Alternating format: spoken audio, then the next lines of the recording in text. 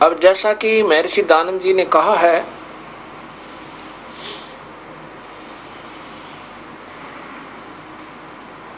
कि परमात्मा आकार में नहीं आ सकता।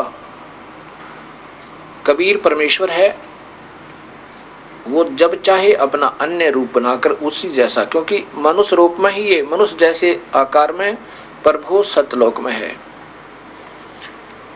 इसका प्रत्यक्ष प्रमाण आपको बताता हूं। यही कबीर परमात्मा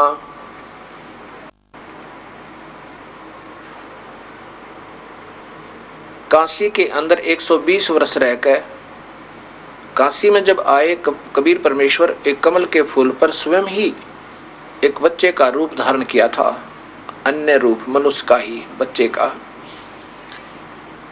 और फिर जब वापस गए, जैसा कि आपने परिभाषा प्रभु की में सुना, देखा और पढ़ा, 120 वर्ष काशी में रह करके विक्रम संवत 1575 में और सशरीर हजारों की संख्या में उपस्थित श्रद्धालु भक्तों के सामने मगर में सशरीर गए थे। उनके फूल मिले थे, चादर नीचे एक बछाई थी, एक ऊपर बछाई थी, बीच में कबीर साहब लेट गए थे। वहां फूल मिले थे, केवल सुगंधित फूल, जो सुगंधित फूल होते हैं, शरीर नहीं मिला था। कोई हाडों को फूल समझे, वो हड्डियां नहीं थी। ऊपर से आकाशवाणी की थी कि मैं जा रहा हूं, अपने पत्रों में, अपने ज्योतिषों में देखो मैं कहाँ जा रहा हूं और किस मुहूर्त में जा रहा हूं। मैं स्वर्ग से भी ऊपर सतलोक जा रहा हूं।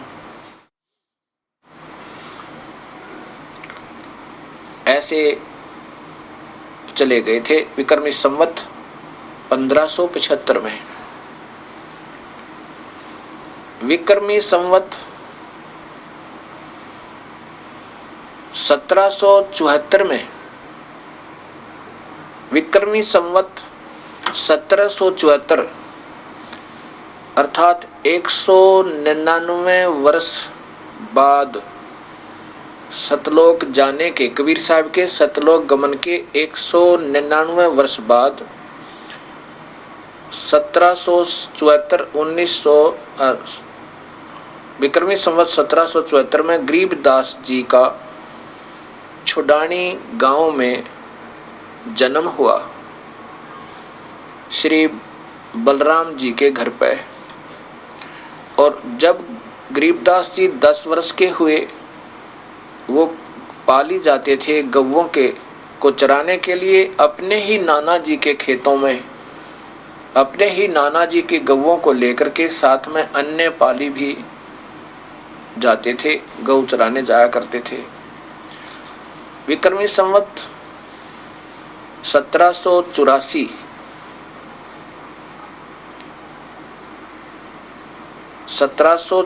अर्थात 209 वर्ष बाद, सतलोक जाने के 209 वर्ष बाद कबीर परमेश्वर सतलोक से आकर अपना सामान्य ज्यों का त्यों दूसरा, वैसा ही ऊपर वाले शरीर मनुष्य रूप शरीर में जो परमात्मा रहते हैं, ऐसा ही दूसरा रूप बनाकर अपने ओवरकोट पहन कर तेज पुंज का शरीर, उसके ऊपर शरीर का ऊपर एक और डाल कर आए, अर्थात मनुष्य जैसा ही दूसरा शरीर बनाकर तेज पुंज का बनाकर आए। पहले भी शरीर है, जैसे अंदर भी हमारे एक सूक्ष्म शरीर है, उसके ऊपर ये स्थूल शरीर का कवर चढ़ा हुआ है। अब कोई कहे कि पहले हम निराकार थे तो ये शरीर धारण कर लिया तो हम आकार में आ गए, इसलिए हम पहले निराकार ही थे। नहीं, हमारा आकार फिर भी है, वो इन आंखों से नहीं दिखाई देता। उसको सूक्ष्म शरीर कहते हैं, वो दूरबीन से भी नहीं देखा जा सकता। उसके ऊपर एक कवर पहन कर आए। वहां गरीबदास जी को मिले जब वो 10 वर्ष के थे, और गरीबदास जी को कबीर साहब ने एक कंवारी बछिया गाय की, जो नए दूध भी नहीं हुई थी और ब्याई भी नहीं थी, उसके ऊपर हाथ रखा था, और हाथ रखने से उन्हें अपने आप दूध देना शुरू किया था। एक लोटा भर दिया, आधा दूध स्वयं पिया कबीर साहब ने, और बाकी गरीबदास जी को प्रथम उपदेश दिया। उसको पान परवाना कहते हैं। पान परवाना होता है पेय जल के माध्यम से, पेय पदार्थ के माध्यम से, यानी दूध या जल, चाहे वो नारियल से निकला हुआ जल हो, चाहे सादा मंत्रित जल, एक संत जो नाम देता है उसमें मंत्र बोलता है प्रभु का बताया हुआ, उस मंत्र को बोल करके फिर वो जल पिला जाता है, उसको पान परवाना कहते हैं, उसको पान परवाना कहते हैं। कबीर साहब ने वो दूध पिलाया, अपना मंत्र बोला हुआ गरीबदास जी को, और फिर समझाया बताया कि सतलोक से आया हूं मैं, और सारी भक्ति महिमा बताई, प्रभु की न्यारी न्यारी व्यवस्था बताई। तब 10 वर्ष के बच्चे गरीबदास जी में एक प्रेरणा हुई, पैर पकड़े, कहा दाता अपना सतलोक दिखाओ, मुझे दिखा सकते हो? तब कबीर साहब गरीबदास जी की आत्मा को इस शरीर से अलग शरीर, सूक्ष्म शरीर को लेकर के सतलोक पहुंचे। वहां मनुष्य जैसा ही शरीर जीव का होता है, आत्मा का होता है, वो तेज पुंज का ही होता है, और उसका तेज कम होता है, सदृश ईश्वर ही होता है। 16 सूर्य के प्रकाश जैसी रोशनी, इतना तेज एक जीवात्मा का शरीर है सतलोक में, और परमात्मा का वहां करोड़ों सूर्य करोड़ों चांद मिला दे ऐसी वैसा तेज उनका है। इतना डिफरेंस, इतना अंतर है जीव आत्मा यानी आत्मा के और परमात्मा के शरीर में। तो वहां दिखा करके वो वापस छोड़े शरीर में। उसके बाद गरीबदास जी ने आंखों देखा सारे ब्रह्मांडों का हाल, अपने ग्रंथ साहिब में पूर्ण वर्णन दिया। जहां पर वो कबीर परमेश्वर प्रकट हुए थे, आज भी उस छुड़ानी गांव के खेतों में उसको गांव छुड़ाने से कबलाना एक गांव है, उस कबलाना की तरफ एक रास्ता जाता है। अब वहां पर एक ड्रेन बना हुआ, ड्रेन के पार करते ही आधा किले पे स्वयं देखा हुआ इस दास का सैकड़ों बार, और अपने भक्तों को भी दिखाया, वहां पर सेवकों को भी, ये दृढ़ता जताने के लिए कि वास्तव में ये ऐतिहासिक स्थल आज भी विद्यमान है। वहां जहां कबीर साहब प्रकट हुए थे, आकर के अपना वैसा ही रूप सतलोक जैसा दूसरा रूप बनाकर आए थे, उसके ऊपर ओवरकोट पहन कर तेज पुंज का, हल्के तेज पुंज का, और वो वहां दर्शन दिए थे। कबीर साहब गरीबदास जी को दीक्षा दी थी, और फिर भी बीच में आते रहे। ऐसे 3 सतिथि में नाम दिया और आदेश दिया कि पुत्र तू नाम दिया करें। तब गरीबदास जी कहते हैं कि वो परमात्मा मुझे भी तेज पुंज का रूप बनाकर तन धर के आए थे और दर्शन दे कर गए, और यही नानक जी को, यही दादू जी को, यही आकर मिले थे, उन्होंने उनका बेड़ा पार किया। गरीबदास जी के पंजाब के अंदर सैकड़ों से भी ज्यादा आश्रम बने हुए हैं। इसी कबीर परमेश्वर की प्यारी आत्मा परमहंस गरीबदास जी के।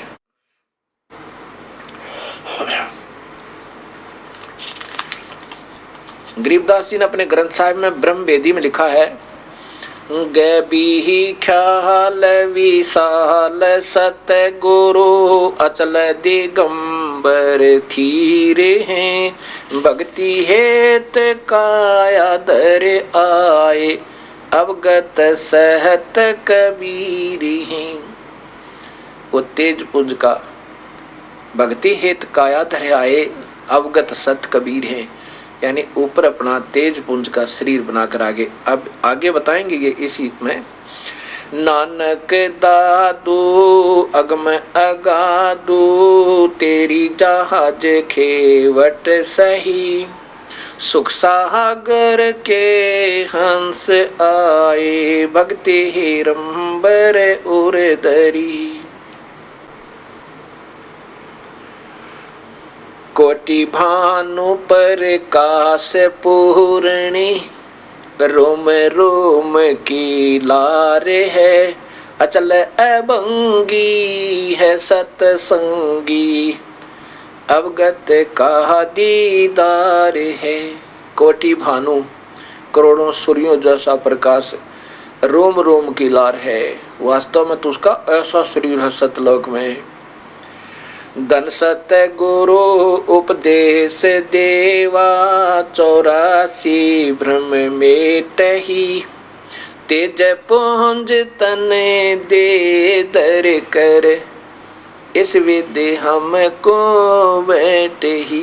भद्रा वस्त्रा तेज पुंज का ओवर कोट पहन के, तेज पुंज तन दे दर के, नाड़ी आदि जोड़ जुगाड़ से बना हुआ 5 तत्वों का शरीर नहीं बना कराते प्रभु। तेज पुंज तन दे धर करे इस विधि हमको भेंट ही।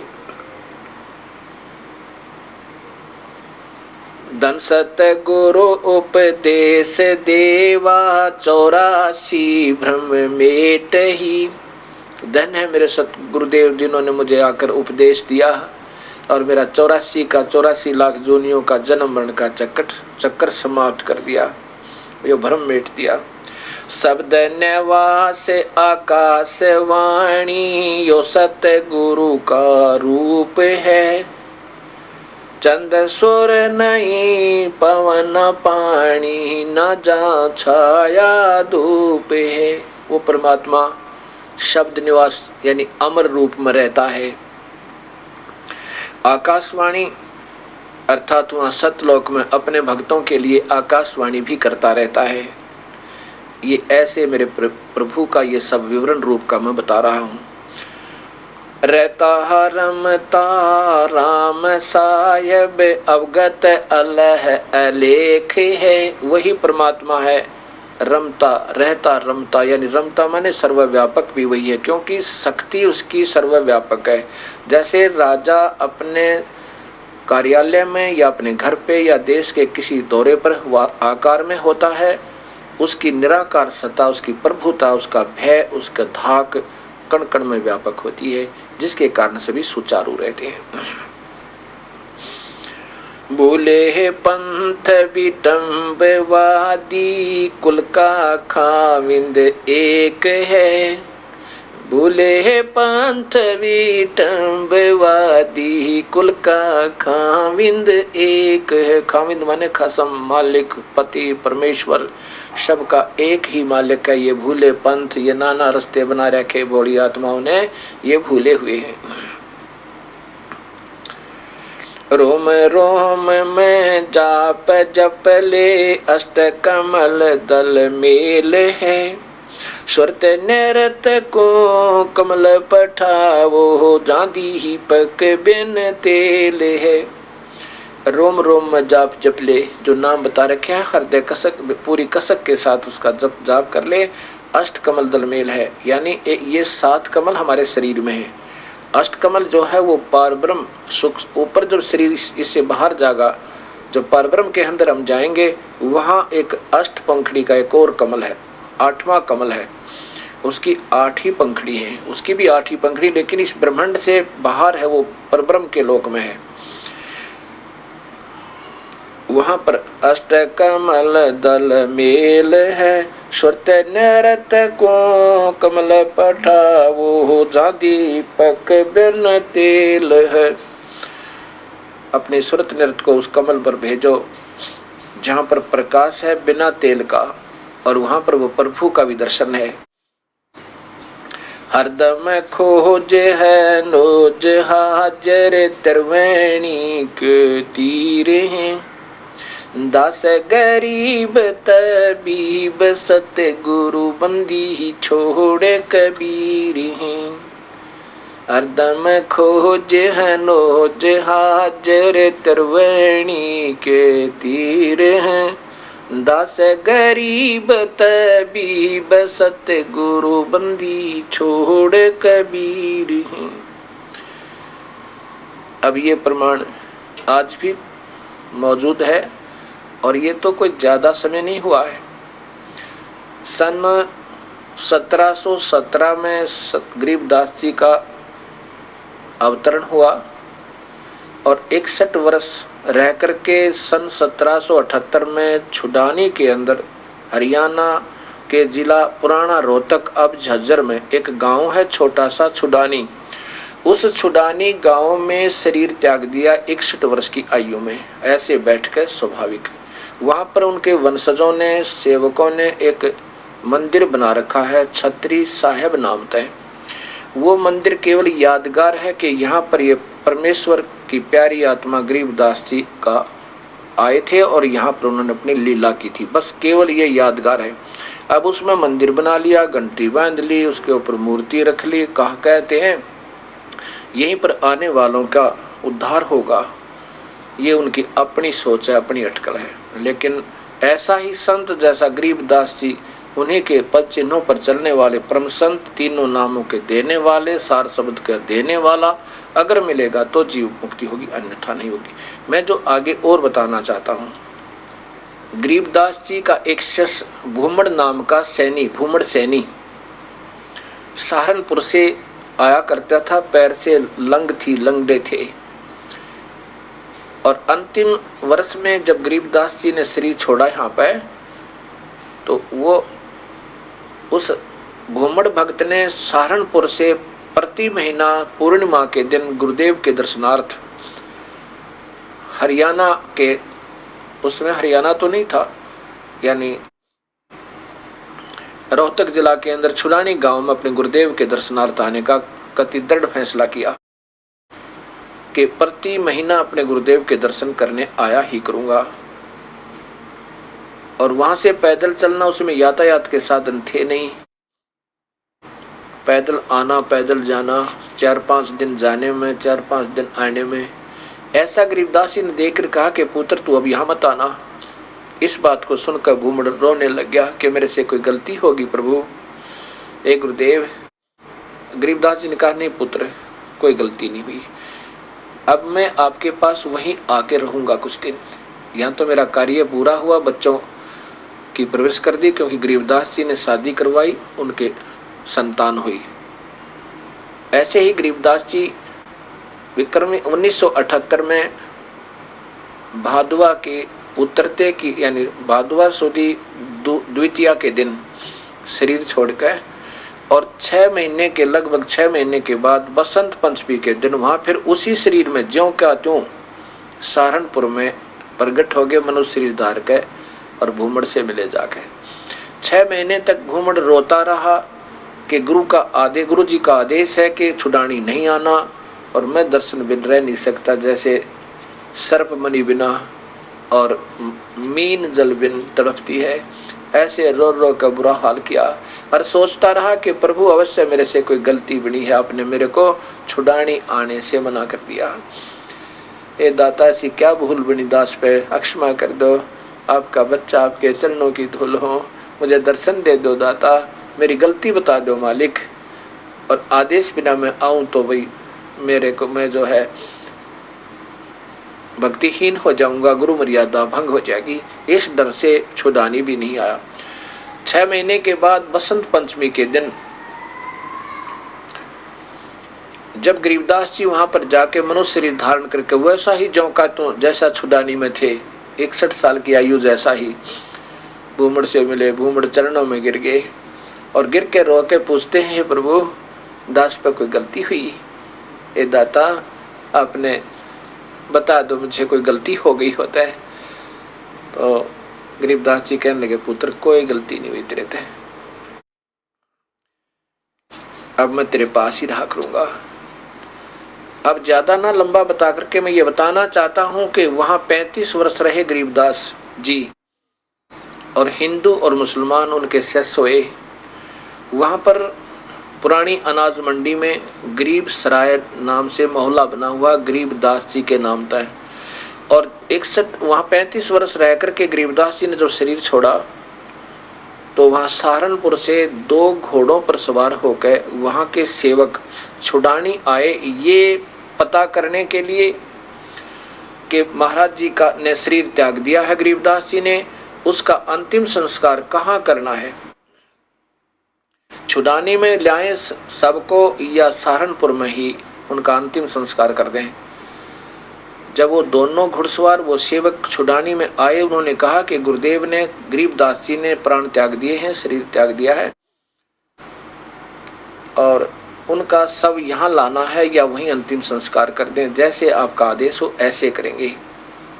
तब वहाँ गांव वाले उस भगत आत्मा कहने लगे, किस गरीबदास का जिक्र कर रहे हो? अपने गुरुदेव गरीबदास जी का, जो छुड़ाने वाले, जो यहाँ रहा करते थे, भूमड़ भगत के गुरुदेव हैं, और हमने भी वहाँ उनसे दीक्षा ले रखी है। जब वो गांव वालों ने बताया कि वो तो 35 वर्ष पहले यहाँ शरीर छोड़कर चले गए थे, और ये यादगार, छोटी सी यादगार बना रखी थी उस समय कि यहाँ शरीर उनका अंतिम संस्कार किया हुआ है। इस बात को सुनकर गांव वालों को यकीन नहीं हुआ।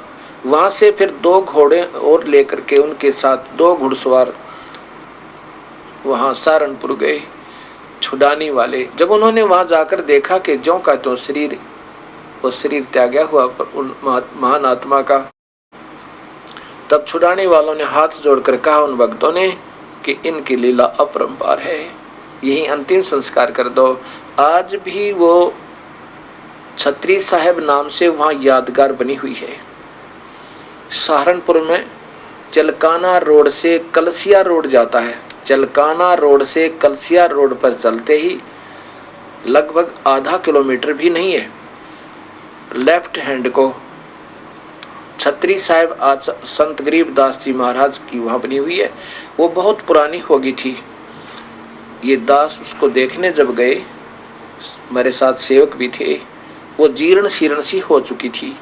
उसको प्रार्थना की वहाँ के रहने वाले रखवाले महंत जी से कि यदि आपका आदेश हो तो ये दास और ये संगत इसको दोबारा बनवा दे या यादगार बनी रहे। तो उन्होंने आदेश दे दिया कि आप बना सकते हो। वो बहुत जीर्ण शीर्ण सी, बहुत पुरानी छोटी छोटी ईंटों की बनी हुई थी। ऊपर का सब ईंटें हटा कर नीचे समाधि, नीचे तक वही पुरानी ईंटें हैं अभी तक। नीचे की फाउंडेशन नहीं छेड़ा हमने, ऊपर ही उसको दोबारा तैयार किया, बहुत अच्छी सी ठीक ढंग से बना रखी है। उस पर एक पूर्ण विवरण लिखा हुआ है, आज भी विद्यमान है, वो देखा जा सकता है। ये अद्वितीय उदाहरण इस संसार में आज भी विद्यमान है। ये प्रत्यक्ष प्रमाण है कि परमात्मा जब चाहे जो कर सकता है, जब चाहे शरीर त्याग आ सकता है सह शरीर। और उन्हीं जैसे गरीबदास, अब आपके शंका होगी क्या गरीबदास प्रभु थोड़े ही थे? अब देखो, गरीबदास जी की वाणी है कि साहेब तेरी बंदगी से ये जीव हो जावे जगदीश। भक्ति के कारण प्रभु जैसे कुछ लक्षण भक्त आत्मा में भी आ जाते हैं। ये सिद्ध कर हो गया कि जब एक हंस, एक संत, हंस माने अच्छी आत्मा भी एक स्थान पर शरीर छोड़ के दूसरी जगह प्रकट हो सकती है, तो प्रभु को क्या देर लगे है? वो जो चाहे सो कर सकता, वो और ज्यादा समर्थ है। भक्त समाज के सामने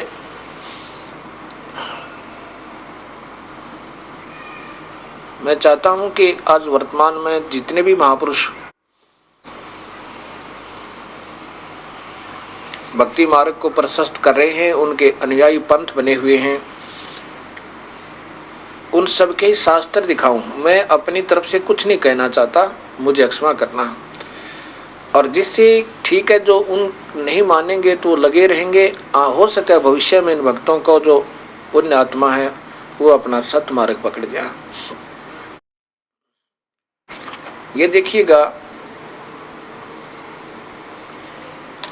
जीवन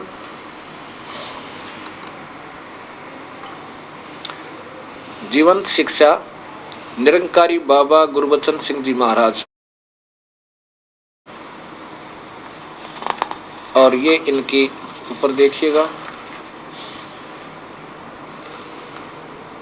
ये कहाँ से प्रकाशित है? निरंकारी बाबा जीवंत शिक्षक निरंकारी बाबा गुरबचन सिंह जी महाराज, ये JRD प्रकाशक है, संत निरंकारी मंडल दिल्ली। इसके 162 पृष्ठ पे, इनके 162 पृष्ठ पर आप देखिएगा कि मौलिकता, यहां देखना नीचे, 162 पृष्ठ है। इसमें बाबा जो कहीं विदेश में गए थे तो उन्होंने अपने एक सेवक से कहा, पूरी साहब थे कोई उनके सेवक, कि इन कुछ बच्चे हैं जो विदेशी, इनको ज्ञान समझा दे, जो नाम दे दे। चलो उन्होंने आदेश दे दिया, पुरी जी ने ज्ञान दे दिया। ज्ञान, बाबा जी ने पूछा कि ज्ञान दे आए हो? हाँ जी। फिर बाबा जी ने पूछा सिमरन कौन सा दिया है? पुरी साहब ने कहा, बाबा जी यही 1 दाओ फॉर्मेसिस और surrender to the kindly 2-3 kindly forgive me. हजूर बाबा जी यह तो ठीक है, उन्हें कहा कि समझाने के लिए आपने सिमरन को भी ट्रांसलेट अनुवाद किया है, लेकिन ज्ञान पूरा नहीं दिया गया। आप जानते हैं कि भाषा कोई भी हो,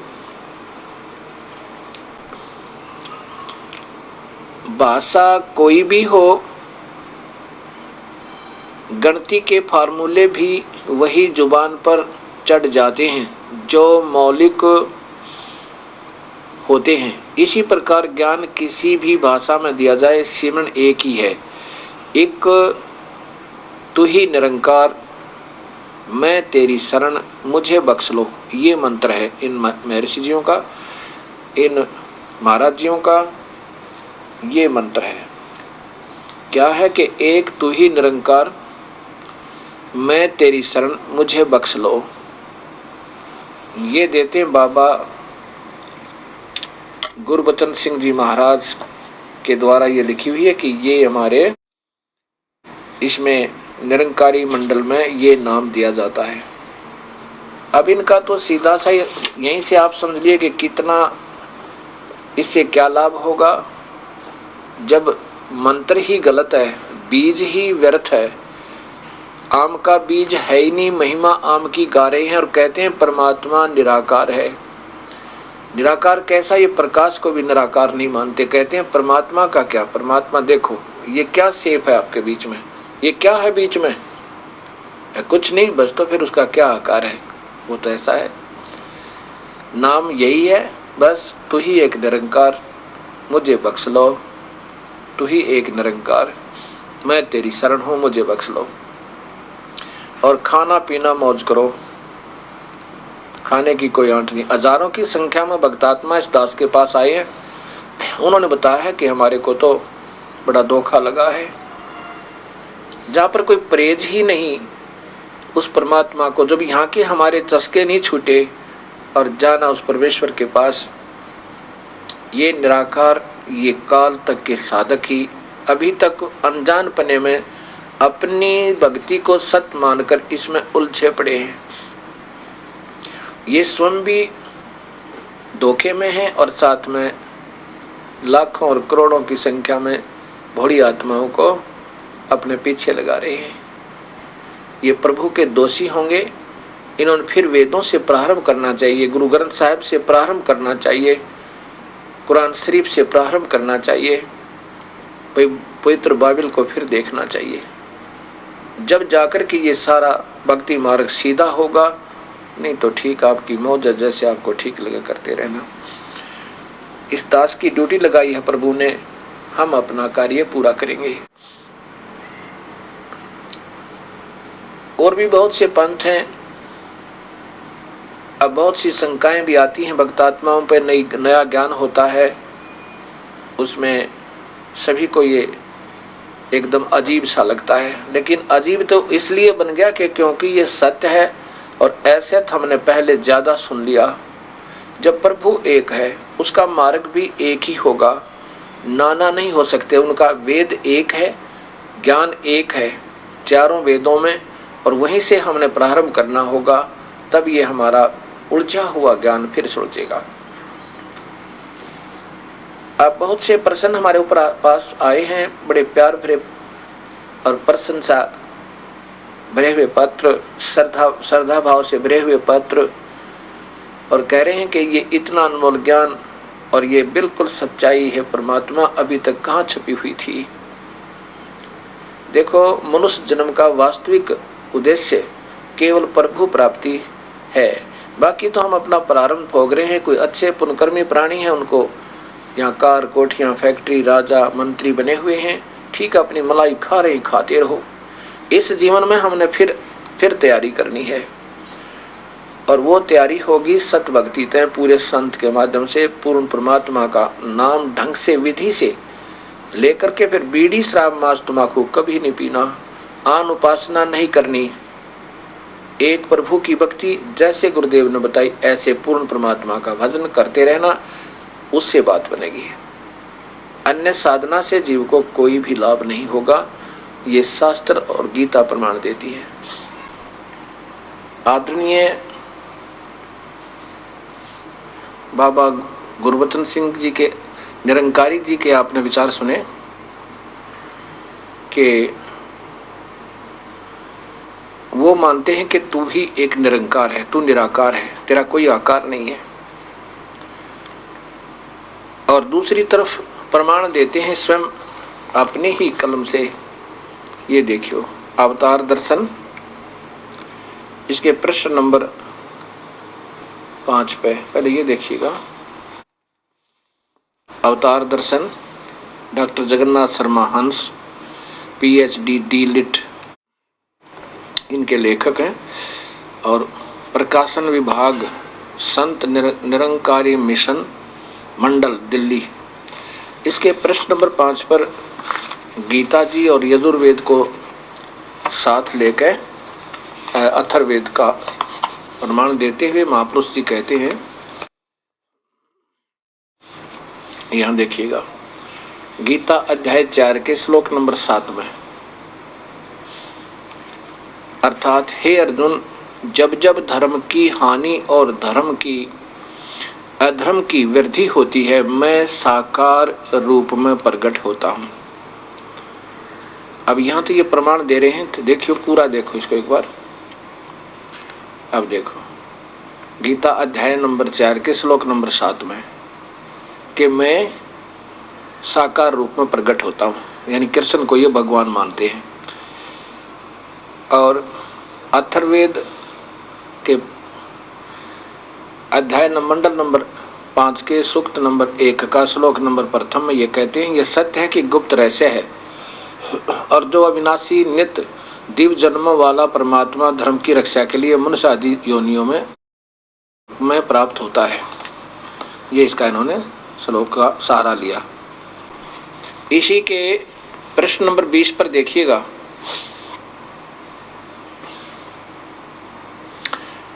ये स्वयं जो निरंकारी मंडल के प्रवर्तक हैं, इस पंथ के महाराज अवतार जी, उनकी वाणी है। बिन देखे बिन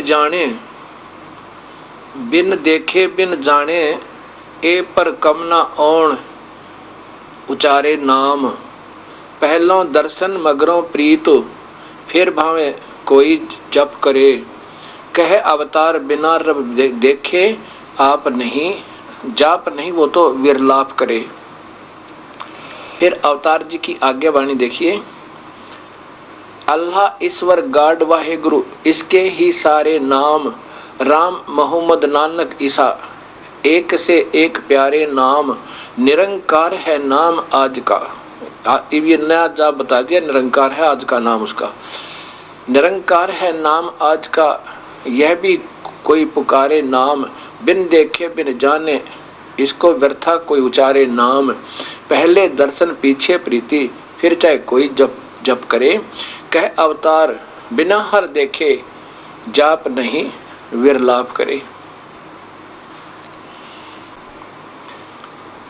अब नीचे इसका सरलार्थ किया स्वयं, कहते हैं इस परमात्मा का दर्शन किए बिना अथवा इसका ज्ञान हुए बिना, बता दर्शन या ज्ञान का दर्शन हुए बिना अथवा ज्ञान हुए बिना, ये देखिए फिर देखना, इस परमात्मा का दर्शन किए बिना अर्थात अथवा माने या इसका ज्ञान हुए बिना प्रभु के प्रत्येक नाम के उच्चारण व्यर्थ हैं। प्रभु का पहले दर्शन इसके पश्चात यदि पहले दर्शन अप्रोक्ष अनुभूति, ये दर्शन है, अप्रोक्ष गुप्त अनुभूति, इसको दर्शन कहते हैं अथवा ज्ञान हो जाता है तो पीछे इस हरि से प्रेम स्वमेव हो जाता है। अब विचार करो भक्तात्माओं, अब यही नहीं समझ में आ रहा ये कहना क्या चाहते हैं, समाज को देना क्या चाहते हैं, ये बताना क्या चाहते हैं और कह क्या रहे हैं, और फिर क्या अनुभूति कराते हैं। जिन भक्तात्माओं ने इनसे उपदेश था महापुरुषों से, अब यहाँ इस दास के पास काफी आए हैं, उन्होंने बताया कि बस ये बताते हैं भगवान का कोई आकार तो है ही नहीं। यही सोचो जब हम निरंकार कह ही रहे हैं तो आकार तो है ही नहीं। और फिर क्या दिखाते हैं, देखो इन दोनों हाथों के बीच में देखिए क्या दिखाई देता आपको। वो कहेगा कुछ नहीं जी, बस तो फिर उसका आकार क्या है, होगी अनुभूति को होगी जी, बस ठीक है। अब कुछ खाओ, शराब पियो, मांस खाओ, गुट्टी छुट्टी लाओ, कोई पाबंदी नहीं, कोई प्रीज नहीं खाने पीने में, बस तो फिर तो मौज है, करोड़ों संख्या में इकट्ठे हो जाए। और ये दास कहता है बीड़ी शराब मांस तम्बाकू को कभी नहीं छूना। यदि प्रभु चाहते हो और लीला करते हो तो करते रहो, ये कभी परमात्मा व्यसन करने वाले को, अमल करने वाले को, नशा करने वाले को, मांस खाने वाले को, शराब पान करने वाले को, सुल्फा पीने वाले को प्रभु नहीं मिल सकता। इन्होंने तो ऐसा काम किया हुआ महापुरुषों ने, ठीक है एक बार तो दुख होगा इनको, क्योंकि ये अपने मार्ग को सत्य मान कर प्रचार कर रहे हैं। अगर इनको पता लग जाता कि असत्य है तो पहले ही त्याग देते। ऐसा कोई बताने वाला मिले नहीं गा तब तक हम गलती पर गलती करते ही रहेंगे। इसका कहीं ना कहीं जरूर समाधान होगा। प्रभु इतना अनजान नहीं है, उस समय देख रहा है। इन्होंने तो ऐसा किया हुआ कि एक समय एक मेला लगा हुआ था, उस मेले में किसी ने ऐसे ही एक टेंट लगा दिया और उसके ऊपर बड़ा सुंदर अक्षरों में लिखवा दिया कि जो देखे एक बहुत ही अनमोल चीज है, जो नहीं देखेगा वो पछताएगा। सारे मेले का ध्यान एकत्रित हो गया और वहां पर गेट पर काफी व्यवस्था कर दी कि 1 रुपया लगेगा टिकट का और इस दरवाजे से टेंट में प्रवेश करो, उधर निकल जाओ। तो दुनिया की लाइन लगी। अब अंदर जाओ तो टेंट में क्या कुछ भी नहीं, एक और खड़ा लठ लिए वहां पे। वो अंदर जाने वाला नोट पहले ले लिया 1 रुपया, क्योंकि पहले 1 रुपये की बहुत कीमत होती थी। आज तो 100 रुपये भी नहीं है उस 1 रुपये की कीमत, शायद 100 रुपये के लगभग हो, इतनी कीमत थी चांदी का रुपया। अब वो व्यक्ति अंदर गया देखने के लिए भी क्या है, एक खड़ा लठ लिए, कहता जल्दी चल परली तरफ। भी कहते बहुत अजीब चीज है, नहीं देखा तो पछताएगा। मैं ठीक है, नहीं देखता तो तू पछताता नहीं, चल निकल जाए यहाँ से। वो आगे निकल गया। अब वो कि कोई बाहर वाले पूछे भाई क्या देखा, वो शर्मानता बतावे नहीं, हंसी मजाक करेंगे तेरा, 1 रुपया ठगुआ का आ गया। वो कहता भाई कमाल हो रहा है, क्या बात कही। मतलब बहुत देखने जोगी चीज है, जो नहीं देखेगा वो पछताएगा। फिर तो जी लाइन लगी, इस गेट से पैसे ले, पिछले से निकाल दे, इससे पैसे ले निकाल दे, हजारों की संख्या में। और कोई नहीं बतावे एक दूसरे तो क्या देखा। अब देखो शास्त्र हमारे पास है और प्रभु एक बतावें, साधन अपने अपने बतावें, नाम से मुक्ति बतावें, नाम भिन्नता कर रहे, तो ऐसे प्रभु नहीं मिलता। अब इन महापुरुषों ने क्या कर दिया, शास्त्रों को समझ तो आई नहीं इनको, अब उनमें फेरबदल प्रारंभ कर दिया इन कलयुगी महात्माओं ने, ऋषियों ने, संतों ने। अब देखिएगा, आपको दिखाता हूं एक वैदिक गीता।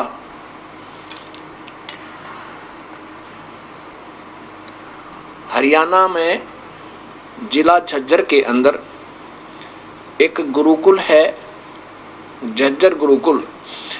इसमें ये महात्मा जी श्री स्वामी आत्मानंद सरस्वती, इसका इन्होंने भाष्यकार गीता जी का, ये श्री भगवत गीता भाष्यम, इन्होंने इनका भाष्य किया है। भाष्य तो दूर रहा, इन्होंने तो इसका काम बिगाड़ दिया सारा ही। इन्होंने तो ऐसा काम कर दिया, आज तक मैंने नहीं देखा था कि ऐसा भी सतर गिर जाएगा भक्ति का। देखना इन्होंने क्या किया है, ये देखो कहां से प्रकाशित है।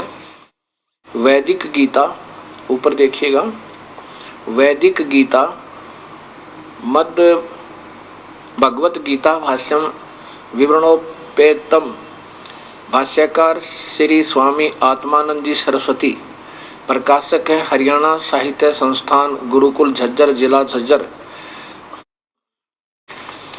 द्वितीय वार 2000 विक्रमी संवत इतने में, मूल्य इसका इतना। प्रिंट आचार्य प्रिंटिंग प्रेस दयानंद मठ रोहतक, यहाँ से ये प्रकाशित है।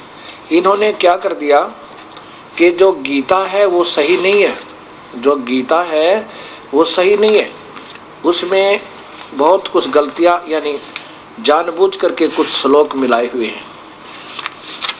अब यहाँ देखिए, यहाँ से प्रारंभ करते हैं। ये मानते हैं कि पहला तो ठीक है, पहला ये द्वितीय अध्याय, इनमें बता रहे हैं कौन कौन से श्लोक बाद में मिलाए गए हैं जो वास्तविक नहीं है। हेडिंग है गीता में प्रक्षेप, अर्थात इसमें अन्य चीजें डाल दी। वास्तविक मंत्र कुछ हैं, कुछ थे वो उनके और भी ज्यादा अपनी तरफ से मिला दिए लेखक ने, इनका ऐसा मानना है। क्या लिखे हैं कि गीता के दूसरे अध्याय का 24वां श्लोक प्रक्षिप्त है, अर्थात जानबूझकर मिलाया गया है। ये गीता में नहीं आना चाहिए था, ये 24वां। आगे देखो, नीचे देखो, क्यों यहाँ दिखाएं अब आपको। फिर लिखा है 45वां और 46वां श्लोक भी प्रक्षिप्त है। ये दोनों प्रक्षिप्त हैं, ये भी जानबूझकर डाले गए हैं, ये गीता में नहीं होने चाहिए थे। अच्छा जी, इनका कारण भी नीचे लिखा है, इतना समय नहीं है कि सारे पढ़ाऊं मैं आपको। फिर आगे लिखा है ये 62वें श्लोक से लेकर नीचे देखिए, ये ऊपर देखो,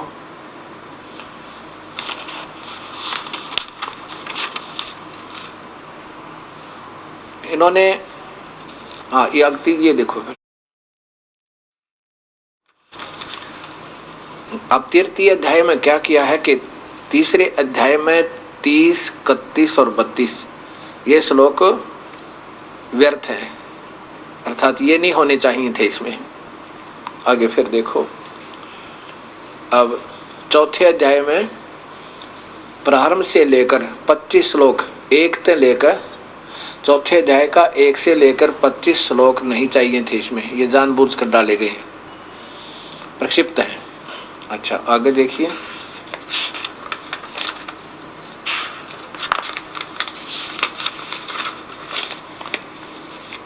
अब 5वें अध्याय के 13वें श्लोक से लेकर 13वें श्लोक से लेकर अंत तक, 5वें अध्याय के 13 से लेकर सारे आखिर तक रिजेक्टेड। अब देखिएगा भक्त समाज, ये क्या होम लग रहा है, इन मजाक बना रखा है धार्मिक शास्त्रों को, जिसको जैसी समझ है ऐसा ही करके इसको उल्ट सुलट, और ऐसा करके छोड़ देंगे कि अंत में सभी नास्तिक हो जाएंगे, कोई प्रभु को नहीं मानेगा। नाना प्रकार के मत, नाना प्रकार के विचार, शास्त्रों को ऐसे बुरा हाल कर दिया गीता का ही एक किस्म से विनाश कर दिया। ये पहला अनर्थ देख रहा हूं मैं कि शास्त्रों का इतना ज्यादा अनर्थ कर देना। वैसे तो होता आ रहा है कि महाभारत के अंदर से भी काफी प्रकरण निकाल दिए गए जो इनकी समझ में नहीं आए, किनकी? लेखकों की, महाभारत के लेखकों की।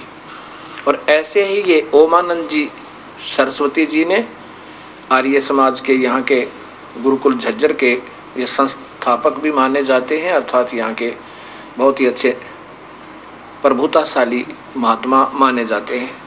इन्होंने समझ में तो आया नहीं कि गीता को में लिखा क्या है और कैसे इसको पढ़ना चाहिए था, तो उनको रिजेक्ट कर दिया कि ये भी नहीं चाहिए थे, ये भी श्लोक नहीं चाहिए थे, ये वैसे मिला दिए। आगे देखो, अब क्या क्या दिखाऊं आपको। ये तो सारों में ऐसे क्या हुआ, अब आपको दिखाता हूं कि छठे में भी, छठे अध्याय में 5वां देखा था आपने, तभी चलो नहीं किया। अब देखियो ये छठा, इसमें भी कितने श्लोक निकाल दिए, 14 से लेकर 23 तक 10 श्लोक, ये भी गलत हैं, ये जानबूझ कर डाले गए। फिर देखिए यहाँ पर छठे में, हाँ 7वां देखो पहले, कहते हैं 7वां अध्याय तो संपूर्ण ही व्यर्थ है, 7वां सारा ही, और 8वें अध्याय के पहले 7 श्लोक भी गलत हैं, यानी ये नहीं चाहिए थे। 7वां अध्याय संपूर्ण और 8वें अध्याय के पहले 7 श्लोक प्रक्षिप्त हैं, यानी ये भी जानबूझकर डाले गए। अब 8वां देखो, वो तो 7 तो निकाल ही दिए। आगे बताते हैं कि अध्याय 8वें अध्याय में, 8वें अध्याय के 12 से लेकर 21 तक, पहले 1 से 7 तो वह रिजेक्ट कर दिए, और 12 से लेकर 21 तक ये भी गलत है। गीता में प्रक्षेप 13 अध्याय, 13वें अध्याय के प्रथम से लेकर 6 श्लोक, और आगे भी हैं इसमें, हाँ ये देखो 13वां रिजेक्ट हो गया। अब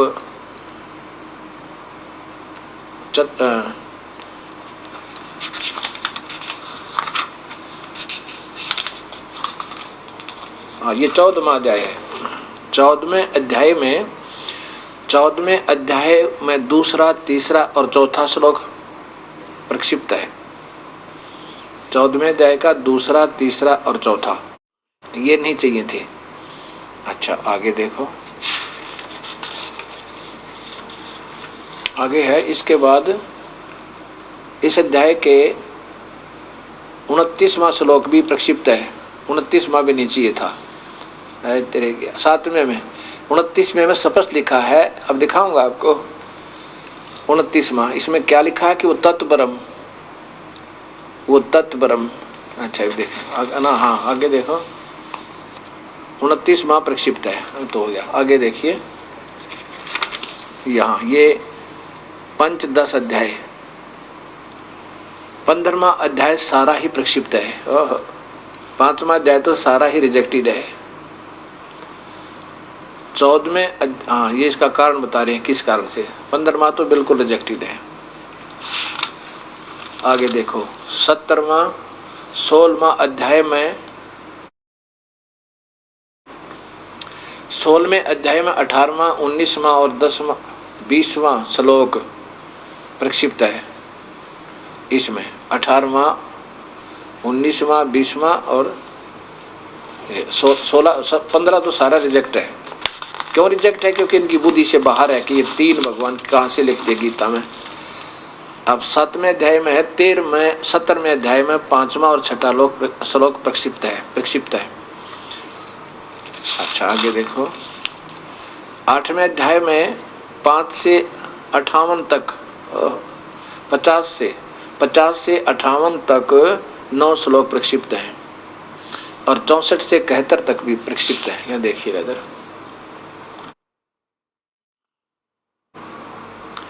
ये 64 से लेकर 71 तक भी श्लोक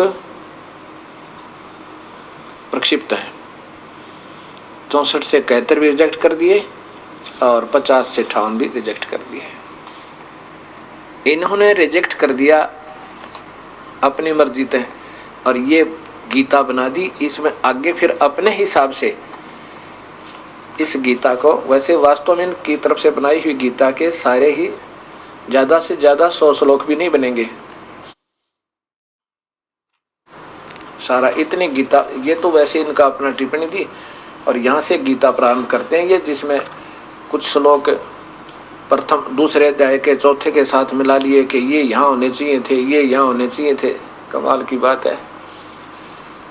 अब अनजान मिस्त्री और कोई मोटर कार को ठीक करे, उसको मिस्त्री ही नहीं है, व्हीलों को तो ऊपर छत पे फिट करे, स्टेरिंग को पीछे लगा दे कि यहाँ होना चाहिए था अपने दिमाग से, और गाड़ी बना दी।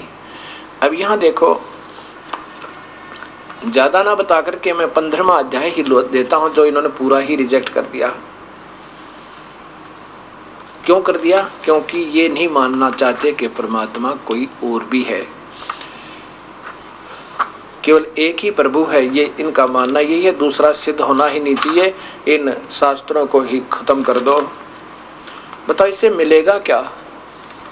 सच्चाई को सच्चाई कह देना चाहिए। नहीं समझ में आओ तो के मान आनी अपने 2 कौड़ी के जीव है हमारे जैसे। आज शरीर छूट जाएगा, कल भगवान सजा देगा अगर हमने किसी को गलत मार्गदर्शन कर दिया। अब ये देखियो गीता जी, और 7वां अध्याय पूरा ही रिजेक्ट कर दिया इन्होंने। ये गीता जी अध्याय नंबर 5-10 अध्याय, 15वां अध्याय। इसमें प्रथम श्लोक में लिखा है कि ऊर्ध्व मूलम, ऊपर के मूल वाला, अधः शाखम, नीचे को शाखाएं वाला, अस्तुतम प्राहु अवयम छंदासी अस्य प्रणानी ये तम वेद स वेद वितः। जो इस संसार रूपी वृक्ष को, जिसका ऊपर ने जड़ नीचे को शाखा और पत्ते आदि हैं, इसको सही ढंग से जानता है, वो वास्तव में ज्ञान जानकार है, वेदवित। आगे देखो दूसरे में क्या कहा है, ऊपर ही है ये दूसरा। हाँ ये और भी रह गया इसका, ये मैं समझा दिया आपको, ऐसा ही है। ये देखो अधः च ऊर्ध्वम, इसकी नीचे, ऊर्ध्व माने नीचे, अधः माने नीचे, ऊर्ध्व माने ऊपर को, प्रसरता यानी फैली हुई, तस्य माने उसकी शाखा, गुण प्रवर्धा, ये 3 गुणों रूपी टहनियां, ब्रह्मा विष्णु महेश, विश्व वाला अर्थात फिर आगे छोटी छोटी कोपले। अधः माने नीचे, च मूलानी, अधः नीचे या नीचे के कौन से, इन लोकों में, पाताल लोक में, पृथ्वी लोक पर, स्वर्ग लोक तक इनकी यानी पूरी रेंज है। च और यह कर्म अनुबंधनी, मूलानी, कर्मों में बांधने की ये जड़ हैं।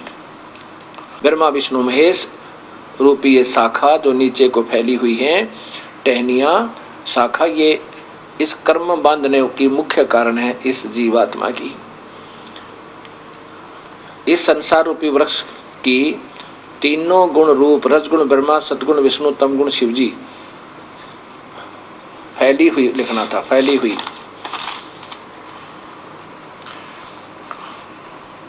देखिएगा विषय भोग, ये रूप वाली विषय विकारों रूपी कोपलें अर्थात शाखा, कोपलों वाली शाखा माने ये ब्रह्मा विष्णु महेश रूपी तीनों शाखाएं, त्रिगुण शाखा नीचे और ऊपर फैली हुई हैं मनुष्य लोक में, और कर्मानुसार बांधने की ये मूल कारण है, मूलानी है, कर्मानुबंधनी मूलानी। अधः नीचे और ऊपर, नीचे ये नीचे के लोकों में फैली हुई है ये तीनों उनमें। अच्छा अब इसमें 15वें में आगे लिखा है, पहले ये देखिएगा। कबीर साहब कहते हैं अक्सर पुरुष एक पेड़ है, निरंजन वा की डार, और तीनों देवा शाखा है, ये पात्र रूप संसार है। ये है वो संसार रूपी वृक्ष। इसको समझना ऐसे है, ये ऊपर जड़ है, ये प्रोक्ष है, यानी ये गुप्त रहती हैं, जैसे पृथ्वी के अंदर चली जाती हैं, ऐसे ये ऐसे स्थान पर जहां पर इनको ये देख नहीं सकते। ये पूर्ण ब्रह्म कबीर साहिब है। ये सूर्य आदि मंडल लोग बोलते हैं इनको, सूर्य मंडल अर्थात तेज पुंज के लोग हैं ऊपर के। ये अक्षर पुरुष तो यहाँ से प्रारंभ हो गया, ये ब्रह्म पर ब्रह्म जो ऊपर दिखाई दे से, ये जड़े हैं, ये अक्षर पुरुष पर ब्रह्म है। मान लीजिए पृथ्वी से तुरंत बाहर जो वृक्ष का हिस्सा दिखाई देता है वो तना है, तना तो पर ब्रह्म है, अक्षर पुरुष है, यहाँ देखिएगा। और फिर उसके एक डार निकली, निरंजन काल ब्रह्म क्षर पुरुष, ये इसकी डार है। और फिर आगे देखना, इसकी फिर 3 शाखा है, या एक डार है और ये 3 शाखा है, रजगुण ब्रह्मा, सतगुण विष्णु और तमगुण शिव जी। ये नीचे को अर्थात इन लोकों में फैली हुई है। इसका ऐसे बनता और पात रूप संसार। अब इसी का प्रमाण इसी 15वें ही अध्याय में श्लोक नंबर 16, 17 और 18 देंगे। और 15 बताएगा कि ये काल कहाँ रहता है। ये काल रहता है सबके हृदय में, कहता मैं ही वेद आदि का वो देता हूँ, ज्ञान देता हूँ। अब देखो 15वें अध्याय का ये 15 से 15, 16, 17 और 18 कितना स्पष्ट करते हैं। ये वही गीता जी अध्याय नंबर 15 का श्लोक नंबर 15 है। श्लोक नंबर 15 है, मैं सब प्राणियों के हृदय में, ये ब्रह्म बोल रहा है कृष्ण जी के शरीर में, अंतर्यामी रूप से स्थित हूँ तथा मुझसे समृद्धि ज्ञान और अपोहन होता है और सब वेदों द्वारा मैं ही जानने योग्य हूँ।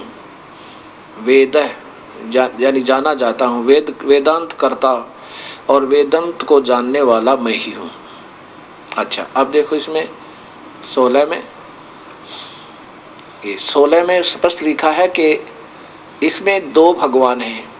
लोके माने पृथ्वी वाले लोकों में, नीचे के जो लोक हैं पृथ्वी वाले, पर ब्रह्म और ब्रह्म के लोक हैं। इनमें नासवान और विनाशी भी 2 प्रकाश के पुरुष माने भगवान हैं, 2 प्रकार के भगवान हैं।